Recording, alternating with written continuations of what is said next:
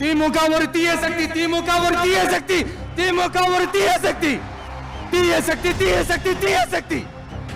என் நெஞ்சில் குடியிருக்கும் ஈரோடு மக்களே, டிவிகே ஒரு தூய சக்தி. எப்படி? டிவிகே ஒரு தூய சக்தி. அப்படியே நம்ம பக்கம் யூட்டர்ன் அடிச்சு வந்துருவாங்க.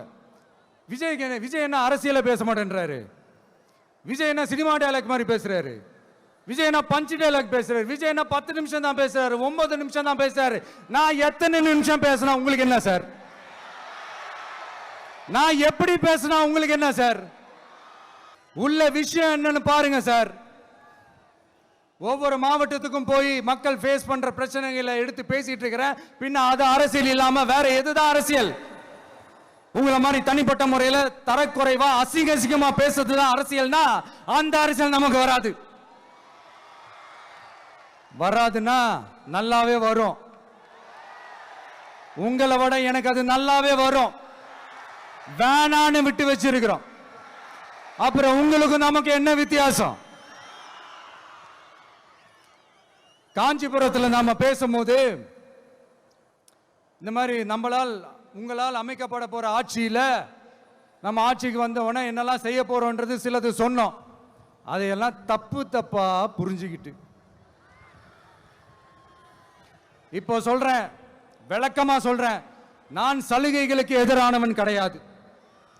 மக்களுக்கான சலுகைகளை இலவசம்னு சொல்லி அசிங்கப்படுத்துறதுல எனக்கு உடன்பாடு கிடையாது. மக்கள் காசுல மக்களுக்கு செய்யறதை எப்படி இலவசம்னு சொல்லுவீங்க? அப்படியே செஞ்சிட்டாலும் ஓசில போறேன்னு சொல்லி அசிங்கப்படுத்துறீங்க. என்ன கேட்கறதுக்கு ஆள் இல்லைன்னு நினைச்சீங்களா? மக்களுக்கு ஒண்ணுன்னா இந்த விஜய் வந்து நிப்பா, இந்த விஜய் வந்து கேள்வி கேட்பா.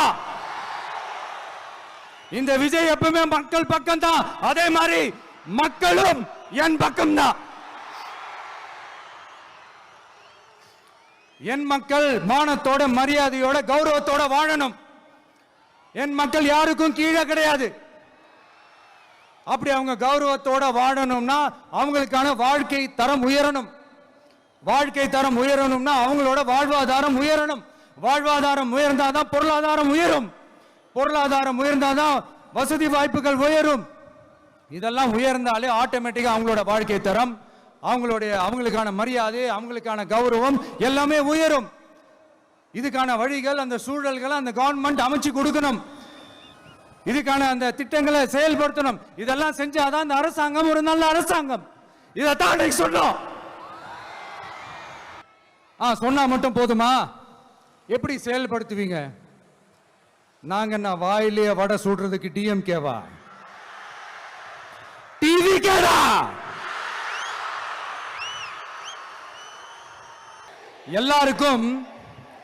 எல்லாருக்கும் நிரந்தரமான ஒரு வீடு இருக்கணும்னு சொன்னோம்.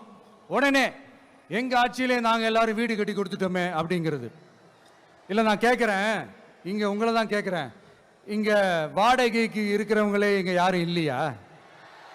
எல்லாருக்கும் சொந்தமா வீடு கட்டி கொடுத்துட்டாங்களா? அடுத்து வீட்டில் இருக்கிற ஒவ்வொருத்தரும் மினிமம் டிகிரி படிச்சிருக்கணும் அப்படின்னு சொன்னோம். உடனே எங்க ஆட்சியிலே எல்லாரும் டிகிரி படிச்சு முடிச்சிட்டாங்களே அப்படிங்கிற மாதிரி சொல்றது அது உண்மைனா? ஸ்கூல் லெவல்லையே டிராப் அவுட்ஸ் அதிகமானது யாரோட ஆட்சியிலங்க?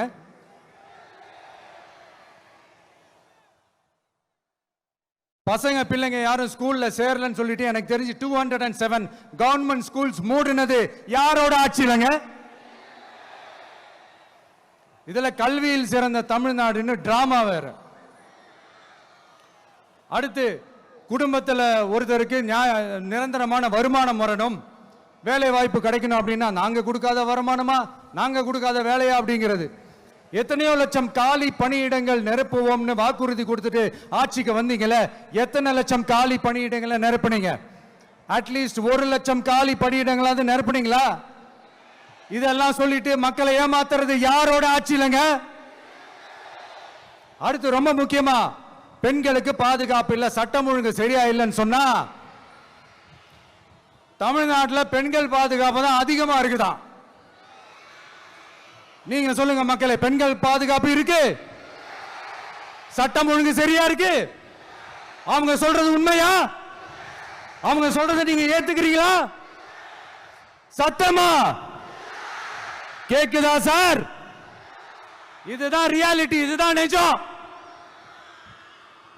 நம்மளுடைய ஆட்சியில சட்டம் ஒழுங்குல சமரசமே இருக்காது.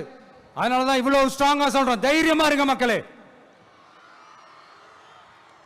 இந்த மாதிரி விஷயங்கள்லாம் நம்ம மக்கள் கிட்ட எடுத்து சொன்னா உடனே இந்த இது எடுத்துட்டு வந்துருவாங்க.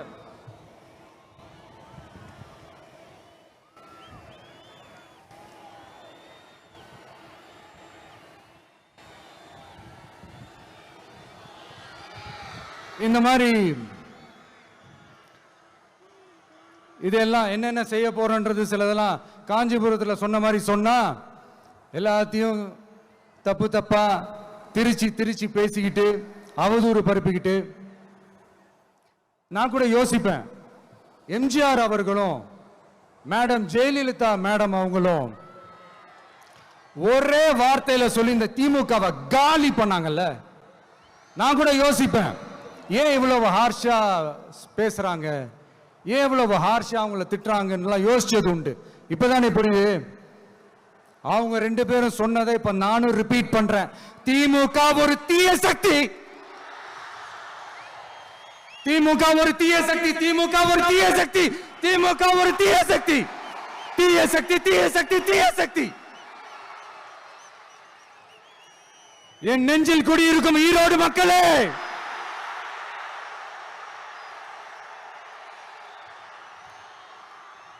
டிவிகே ஒரு தூய சக்தி. எப்படி? டிவிகே ஒரு தூய சக்தி.